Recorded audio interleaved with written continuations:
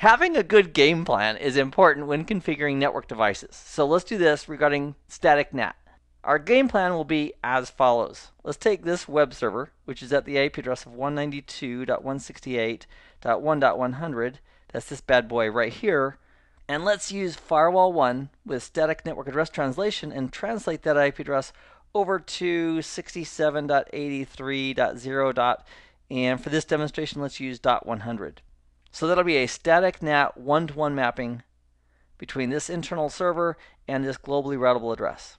So if we have a user like Jim who's trying to access that IP address, from a static NAT perspective, this firewall, when it sees that packet, it'll go ahead and translate the destination address of this over to the destination IP address of 192.168.1.100, and then at which point it should forward it over to the server. And we're hoping the server is going to respond, and if it does, the server can respond back, and then the firewall can untranslate that and forward the response back over to Jim. Now, there's a slight problem before Jim is going to get access to that web server, and that is the problem of no. And that is the firewall's general attitude towards traffic that's trying to come in from the external network, is just say no, I'm not going to allow it.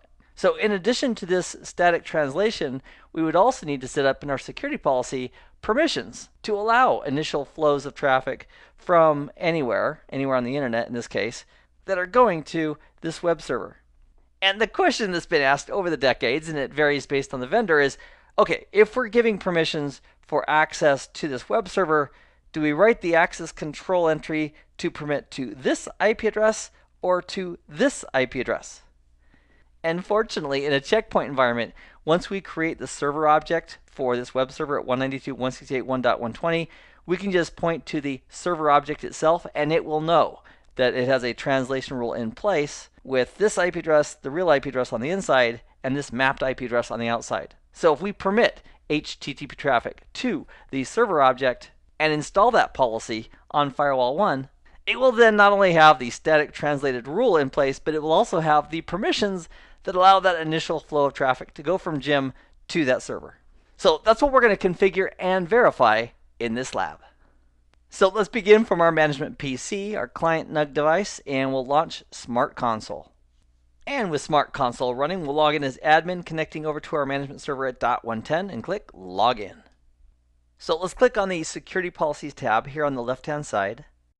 So we're going to do three basic things. We're going to create the host object, we're going to associate a network address translation static rule with that object, and then create a security rule entry to allow the initial traffic flow with HTTP to go to that server. Now, instead of going to the objects up here and separately creating a host object, we could kind of combine our tasks simply by creating a new security rule.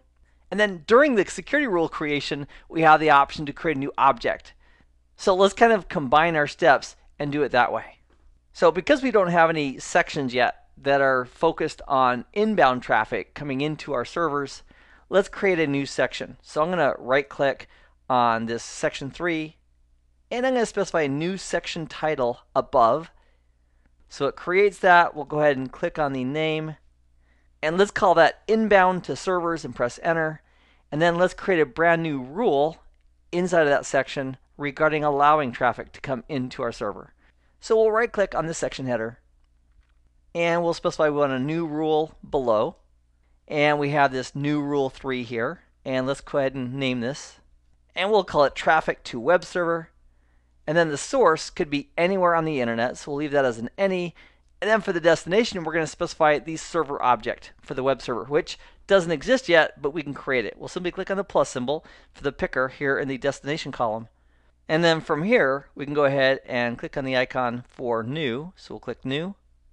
And then from the drop-down, we'll select host to create a new host object. So we'll click on host, and we'll go ahead and call this web server, and the IP address of that web server is 192.168.1.100. And then while we're right here inside the details for this host object, we can simply go over to the NAT section regarding this object and click the checkbox that says we want to add automatic address translation rules regarding this object. And instead of doing hide NAT, we are going to do a one-to-one static mapping with a static entry. So it already knows for this object what the real IP address is. We've already put that in. Now it's asking for network address translation purposes, what is the translated address? And based on our plan earlier, we're going to use 67.83.0.100. And then regarding the question, which firewalls should implement this static NAT, we really only need this to happen on firewall 1, because that's where our server is behind firewall 1. So we'll go ahead and select firewall 1, and we'll click OK. And I just noticed something. Before we click on publish, we also want to modify this rule number 3 so that we are going to permit the traffic. So from the action column, we'll say accept. And then for tracking, we'll go ahead and log it as well, so we can see those in our log files. And also, because the only firewall that really needs to apply this permission statement is firewall 1, over here on the install on column, we can use the selector and just select firewall 1. Because firewall 2 is not part of the equation about traffic from the internet getting to our web server. It's just firewall 1 in our topology. So with those changes in place, we'll go ahead and click on publish, give that a moment. Wonderful. And then we'll click on install policy, and then click on install to push that policy out to our firewalls. And then we'll give that a few moments to complete. That looks great. So let's go ahead and test this. Now for a test, let's go over to DCNUG in our lab topology, and I will authenticate so we can log in and use him. Again, using the lab password.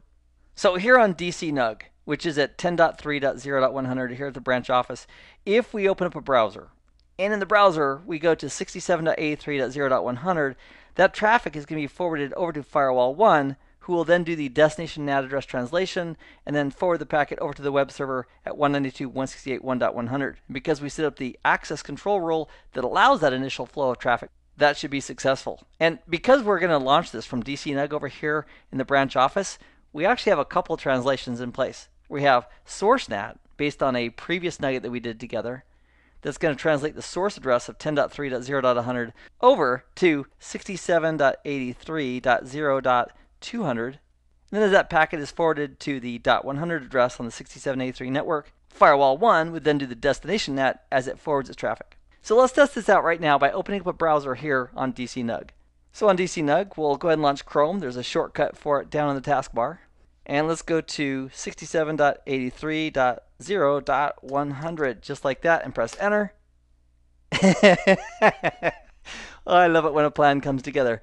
But let's do one more thing as well. Let's also verify we're taking the right path to get to that server. And to do that, we can right click on the Windows icon here on DCNUG. And from the menu, select Command Prompt. And here at the Command Prompt, let's do a trace RT space -D. And let's go out to 67.83.0.100. Press enter. And sure enough, we're going the right direction. So this is the client at the branch office using firewall 2 as its default gateway, and then firewall 1 as the next hop, and then on to the destination. So that last one really is the server at 192.168.1.100, but we're seeing here its translated address from static NAT. And if we go back to our management PC, which is client NUG, let's go back there for a moment. And here at client NUG, let's go over to logs and monitor and give that a moment to load. And from here we can verify on firewall 1 the destination NAT regarding that traffic. So let me resize a few of these columns so we can see them a little bit better.